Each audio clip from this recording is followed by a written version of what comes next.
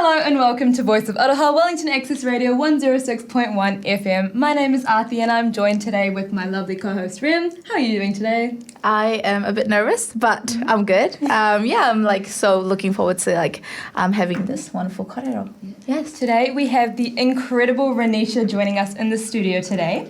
She is currently working in government with previous advocacy background in Shakti Community Council, NGO in New Zealand empowering ethnic women from Middle Eastern, African and Asian background who have experienced domestic violence and discrimination. She has won many awards, including Young Leader Finalist for Women of Influence NZ, Wahine Toa of Aotearoa, Passionate Young Person of the Year, and NZ Youth Award for her incredible work in the sector. So I'm very, very excited to meet you today. Hello, welcome to the studio. How are you doing today? Hello everyone. Nisa Mulavanaka, Ram, kia ora, Ranisha Tukuengwa. Thank you so much for the incredible introduction. I know I did a really bad job in sending you the bio, so I appreciate the addition of it. I'm doing well. How are you guys doing today? Yeah, we're doing so good. Yeah. And we have a lot of awesome questions lined up to help our listeners learn a little bit more about you and who you are and all the amazing work you're doing. Yeah. So for our very first question, who are you and what is your background? Oh, that's always a weird question. Yeah, totally. Who am I? Well, I'm a migrant in this country. I was 13 years old in 2014 when I flew from Fiji to New Zealand. Right.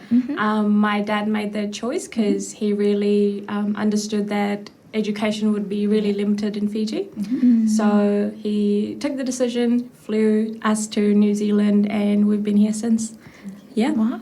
So cool. Yeah. And apart from that, I am the oldest in my family. I've got two younger naughty siblings. One is a year younger than me, and she just recently got married. And I have a brother who's 8 years younger than me. He's more like my kid than my brother. Yeah. I have studied politics and Pacific Island Studies at University of Otago. I graduated last year, and I'm currently in government since. So cool. Yeah. What inspired your decision to study that at Otago? Well, I went down to study medicine. Oh, okay. And then I realized I was more intrigued or interested learning about policy, how government works, what research means or what value research brings into policy, or understanding how a demographic or the democracy works.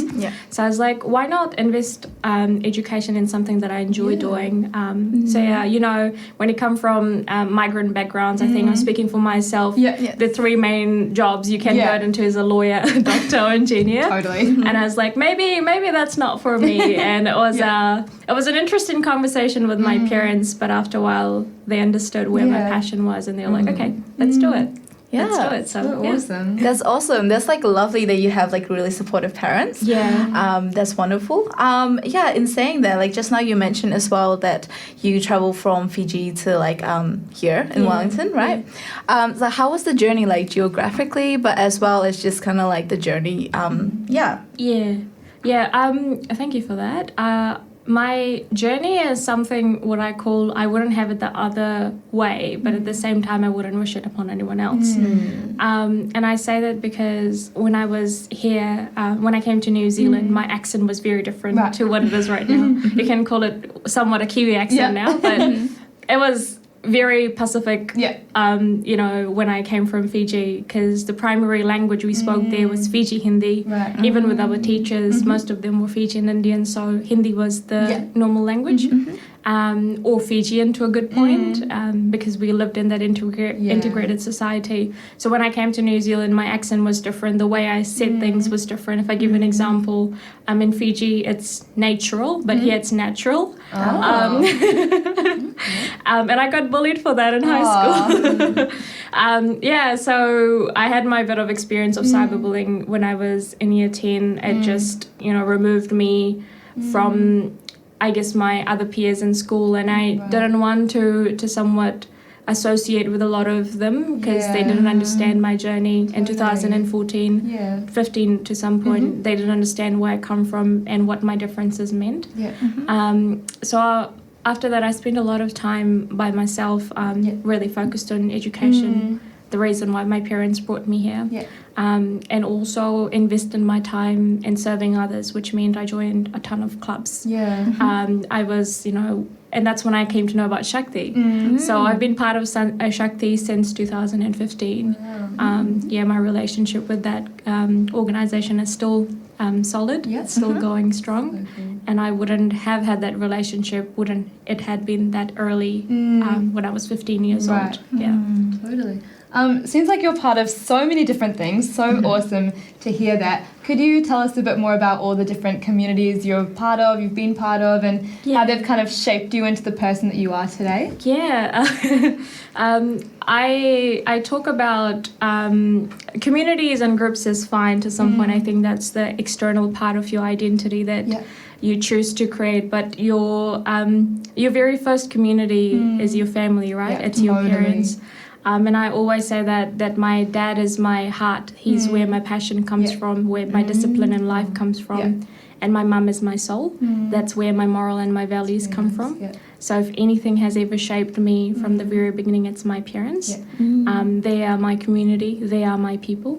And when I expand that circle, I have got amazing friends that I've had built connections and relationships with because of the groups that I've been associated with. If I name a couple of groups I've been involved in, it was Key Club. In high schools, I think it's a common one to have. I used to play soccer for my school for a bit. There was Shakti at school. There was Shine. There was a couple of app groups. After high school, I guess there's YWCA, which is an amazing organization that currently is advocating for Mind the Gap. So it's the wage equality conversations for women, Pacific and ethnic, and as well as refugee people in New Zealand. So I've been part of that group because I was part of their Y25 cohort. There's Auckland Youth Collective, various groups that I've, had the pleasure and the privilege to work over time. I think what they have taught me over time, if anything, is the importance of staying connected to your community, understanding whatever we do as leaders in our community is to serve the community back.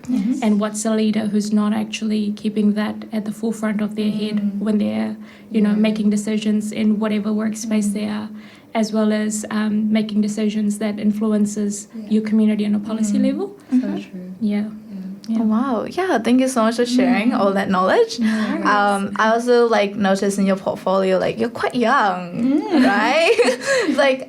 Age 20? 22. 22, yes. 22, So how do you feel being so recognized at such a young age, and all the awards that you got? I was amazing. I was reading through, I was that is so much. Do you feel pride in that, or is there kind of still some doubts, or you still think I could do more, or things like that?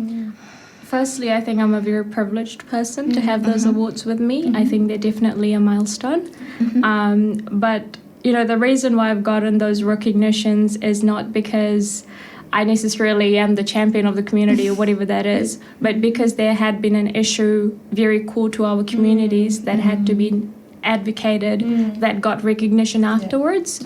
So a lot of my recognition, if I give a little bit of light of what they are, is who gave me these recognitions and what are they there for. In 2018, New Zealand made an amendment in their Marriage Act, and that amendment was to give the consent of minor under 17 years old the permission to marry rather from to family court, and that decision was made because there was various numbers of forced marriages happening in New Zealand.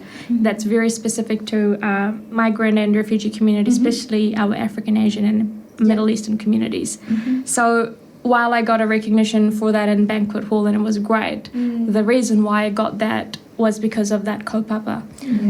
Because I marched down the street angry, lost my voice at the end of the day, because there's so much frustration. And I point that out when I talk about my recognitions, because it's only fair, is that legislation change, a one sentence change in that Marriage Act took 10 years. So 8 years, 2010 to 2018, for that decision to be made. Yeah. And I think that's a reflection of why we need more people like you, yourself, you know, to sit at the table, have this conversation, empower our community to say that when we are talking about issues that is important relative to our communities, we need to turn up and have a say. We need to sign those petitions. We need to meet those politicians who will be making that judgment for you in Parliament that would eventually either pass or reject the legislation that affects you. So yeah, you know, I have those recognition, but I have those recognition with mindfulness that they come from a story that's not mine alone, but of collective communities, forced marriage, discrimination, cyberbullying, advocating for these issues that to some point are still very relevant in our community are the reasons why I've gotten that recognition. So whenever I mention them and not mention the reason why I've gotten those recognition, I think doesn't sit right with me. Totally. What are some challenges that you've faced in the advocacy space, and how do you power through these and overcome them? I think right now what we have is social media, and as much as I love social media, it's very fast-paced. Totally. You know, at some point, I think, especially when I was leaving high school, I felt like I needed to have an opinion about everything. And it took me a while to slow down and say, actually, no, if that's not a kaupapa that I can champion, I shouldn't be pushing myself in that space. Rather, I should be allying and supporting people who are the champions in that sector and make sure their voice is backed up and strong. So I think one of the challenges was to ground myself. Sometimes when you're passionate about certain issues, you can tend to, you know, be really angry about that. And anger, as much as if you can channel the right way, can serve very well for you. If channeled the wrong way, it can hurt people. And as much as we can sit here and have a discussion, you know, I should never be able to be the person, or I hold myself accountable that I shouldn't ever be the person that causes a reason for anyone in the room to cry or anyone to feel intimidated. So understanding that being strong advocate in my space is important, but it's also important to allow people to breathe and also coexist in that space. And then the other one I mentioned was, you know, you don't have to be a champion in every kaupapa, but you need to be able to take a stand and support the people who are already leading that change. Definitely. Yeah, thank you so much for sharing that. No worries. So like going from like the challenges, you know, opposite to that, opportunities, right? So like, what do you see as the biggest opportunity to make a difference in the world today? Biggest opportunity is to create your opportunity. You know, you and I can sit down and wait for a moment where somebody hands that opportunity down to us. But a lot of the time, for me, that requires a lot of patience, which I don't have. If I see in a workspace or in a advocacy space, something's not sitting right, a policy is not sitting right, I'm not going to sit there and wait for people to recognize that to change it. I will definitely start the conversation, create that opportunity for not just myself, because I have started that conversation, but invite everyone in the community to come and give as much opinion as they can. In terms of just being a young person in New Zealand as a migrant, the opportunities that I've been given, I've always been grateful for them, because I think when I was in high school, especially after the bullying incident, what I wanted to do is put myself in as many spaces as I can so that I don't have to think about the bullying. And that itself was an opportunity for me, and that's why I say I would never change my journey while also not wishing it upon anyone. So most of my opportunities came because I was so invested in moving on from that bullying that I invested myself in all the other spaces that I knew at the end of the day, if not will give me back something, it will just give me peace of mind that I'm doing something for else. That's really great. Thank you for sharing that. What is the proudest moment that you've had in all of your work that you've done? I think milestones, achievements, it's one thing, and being a migrant daughter and making your parents proud is another thing. I have a very evolved relationship with my father over time.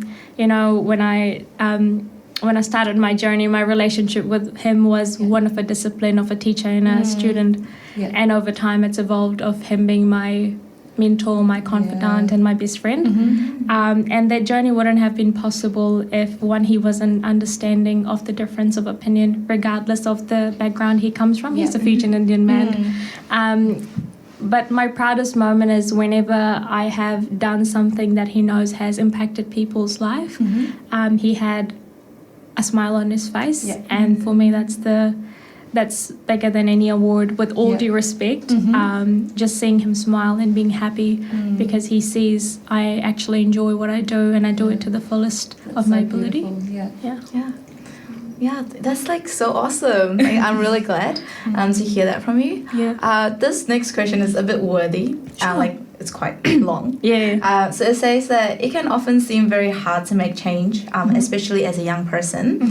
What do you say to all the people who say adversity is too great and you can't make change as a young person? Okay. I am a firm believer of we are the narrators of our own story. We don't only tell that to people, but we write it as well while we're living through the journey. If you think that adversity is bigger in your life and you can't get past it, then that's a story you're writing for yourself. And I would strongly encourage you to reconsider that, because adversity.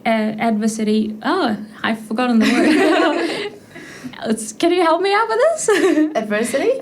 Have I said it right? Yeah, you're right. Okay. I felt like I didn't. I think that if you consider there's a stone in your road, you can consider it a stone in your road. But if you can climb that rock, then you've climbed a mountain, right? I'm not sure if that makes sense. But when I look back at my story, the easy wins are great, and it's always easy when you're going through it. But I feel if it wasn't for the hard bits, I wouldn't have grown as a person. If it wasn't for me getting bullied, I wouldn't have sat down and asked myself who am I as a person, and what do I want to do with this life. I'll share a story. I was 8 years old in Fiji. And I started cooking, cleaning at that age. And not because either of my parents ever said, Ranisha, go to the kitchen, help us out. But because I saw my mum, she was pregnant with my brother, struggling with pregnancy, and we had limited resources at that time. I was like, if I can be useful and, provide that support to my parents, then why not do it? And if anything, that helped, that made me grow as a person. Like, I didn't know what to do in the kitchen. It's like, I'm useless here. But if it wasn't for that, I guess, that understanding that at the end of the day, I'm doing it for a greater reason, doing it for my parents, I'm doing it for my siblings, then I wouldn't be, one of the best cook in my home right now. That's a flex. That's a flex. My dad enjoys my lamb curry more than anything. And then I'll tell you, when I was 11 years old, and this is a memory that shaped everything in my life, is when I was in Fiji, one night I remember sleeping, going to bed, and then I remember hearing screams around my house. So I woke up and I asked my parents what's going on, and they're like, don't worry about it, go to sleep. Next day when I wake up, I go outside to, just out of curiosity, see the direction of where the noises were coming from last night. I saw this, one of our neighbors, my auntie, she came out with a black eye and a busted lip, and she kissed the husband goodbye, who probably did that to her the night before. And at that moment, I know I felt really, really angry. I was like, I don't agree with this, but I didn't know, I had no terminology to stand against it or do anything. So when I came to New Zealand and when I came across Shakti, I knew this is where I wanted to be. No, because that feeling like when you want to do something but you can't is really like, you need to do something about it. And I love how you've created those opportunities for yourself, and you're doing all these amazing things. And just as a kind of final question, What are your next steps for you? Where do you want to go after this? I used to be the person who has everything planned out. Yeah. I'm no longer that person. That's totally fine. But I can see, I guess, the next few steps that I want to take in life is I finished my bachelor's last year, currently working in government. I've started my master's technically this week. It's master's in international security, so it's specializing in intelligence. I think I would like to know more about the intelligence world and how a lot of things that has happened in our countries. If I talk about India, Afghanistan, Fiji, the wars, the military coups, I want to understand them. I want to know why they happened, and this is my point to learn. So I think that's my next steps, completing the masters. Awesome. Yeah, best of luck with that. Thank you. Yeah. As a last question, is what advice would you give to someone your age or younger who wants to make a change in the world? Okay. Make a change is the key here. I think making change always starts from you rather than you advocating to make that change on a greater scale. I've come to a point where in my life where I've stopped giving advice because I think when I give general advice, it's like throwing a dart in the dark room. But what I like to tell people is that you and I can be role models, but us being role models is because we have certain experiences in life. When we give advice based on being those role models, what we are doing is potentially restricting our audience of experiencing life to the fullest because they are doing it according to the advice we're giving them. What I like to tell people is if you stand up, you like who you see in the mirror, and if you know you're your best every single day, that's the first change you needed to make, and you've done it, and that's where change starts. Wow. That's so awesome. Amazing. I want to thank you so much for coming in today. I'm feeling really inspired after this conversation. What about you? Yes, like definitely. Like there's so much to learn. Like also like it's quite poetic. So I was like I could write this down. So thank you so much. Thank you to our listeners. Make sure to follow us on all our social media so you can watch more amazing kōrero with other awesome people. So thank you so much and have a great night, everyone. Yeah. Thank you.